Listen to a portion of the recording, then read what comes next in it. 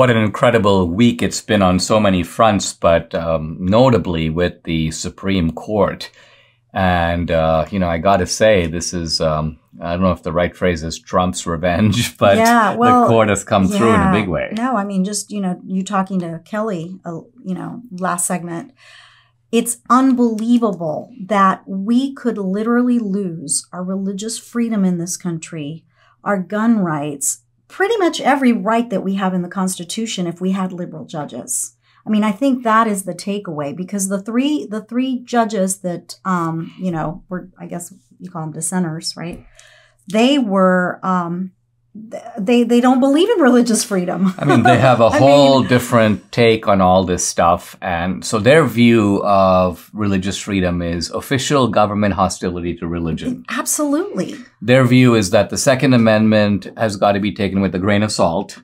So if it means anything, it doesn't prohibit gun regulations. And then what I find remarkable is they want to import rights, like the abortion right, that's nowhere in the Constitution. Right, so they want to get rid of rights that are there and then import rights that are not there. Well, I mean, and it makes you wonder how well they know the Constitution, because as Kelly pointed out, Sotomayor was talking about separation of church and state, which is not even in the Constitution to begin with. So, well, I think she knows that. I think what she's doing is, and this is their notion of the living Constitution, they will take a letter that Jefferson wrote in 1803 and import it as if it's constitutional doctrine. Why? Because it's convenient for them. Right. So this idea of a wall of separation is something that they've been putting into effect for 50 years. Yeah. So the live Constitution, and it changes with the whims of society, basically. Absolutely. So, yeah. I think it's interesting here now when we're talking about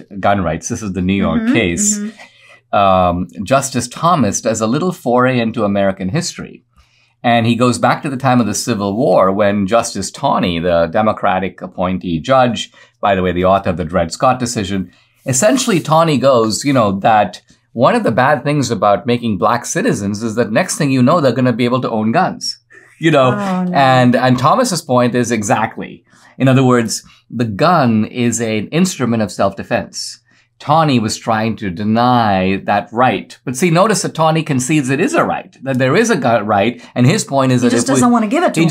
He just wants to keep blacks out of those rights. And so he doesn't want to allow them to. So when you pick and choose what the Second Amendment is for, that's when you start getting into that slippery slope of taking away guns from these people and not these people. And, as you know, the people that keep guns are the bad people, the criminals. And in some instances, the bad government. Right.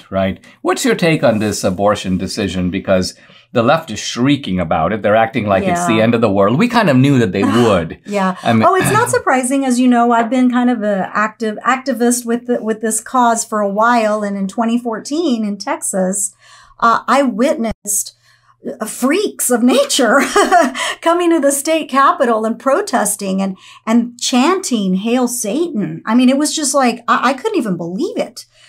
These people were bussed in from all over the country to try to fight some laws that were trying to be passed in the state legislature in Texas. The ambulatory law. I mean, it was a very modest restriction. Very modest restriction, 20 weeks, all those things that were very modest. And these people acted like the world was coming to an end. They would shackle themselves to the railing of the Capitol building. They would, it was just horrific. Well, what's an interesting irony? When Elizabeth Prelogar, the Solicitor General, goes before the court almost was trying to test her and see if she was open to some compromise. So they would say things like, well, would you concede that there may be room under Roe to allow certain types of regulation of abortion? No. In other words, she defined it as extremes. Either you accept Roe, and if you accept Roe, it's basically abortion on demand, by and large, for 9 months. Or you strike down Roe. And so I think the court decided, you know what?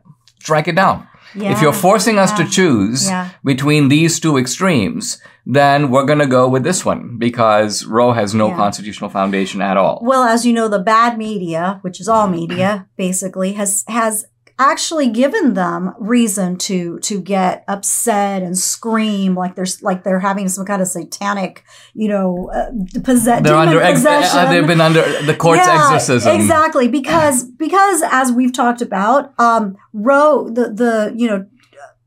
striking down Roe does not mean that women cannot have abortion. If they want to go to California, if they want to go to New York or any other state, Washington, they can have abortions. And sadly, some places even allow abortions after the baby's actually born, which is downright murder. But, they don't care. They really don't. I mean, in the visual images of these leftists, you do see it's almost as if they know they're on the side of evil. Well, yes. They're embracing the kind of almost pagan imagery of evil.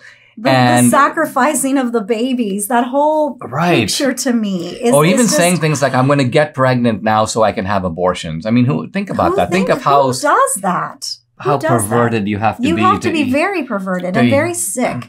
And just, again, it just...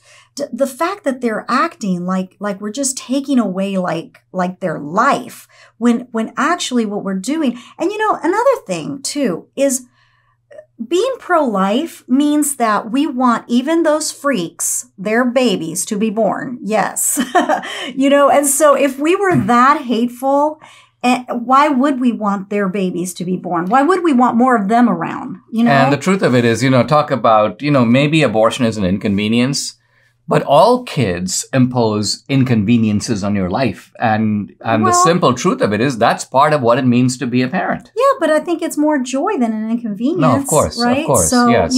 And again, if you're a woman who feels like you cannot care for your child, give it up for adoption. There are too many families going to China and Russia for babies. We don't have enough babies in America. And so give up your baby for adoption. They're going to have a wonderful life with parents that love them. And there is a shortage of babies in this country. Why? Because they're being aborted. And now maybe, just maybe, those women that aren't going to go cross state lines to get abortions can actually have a baby and give it up for adoption and give it to a good family.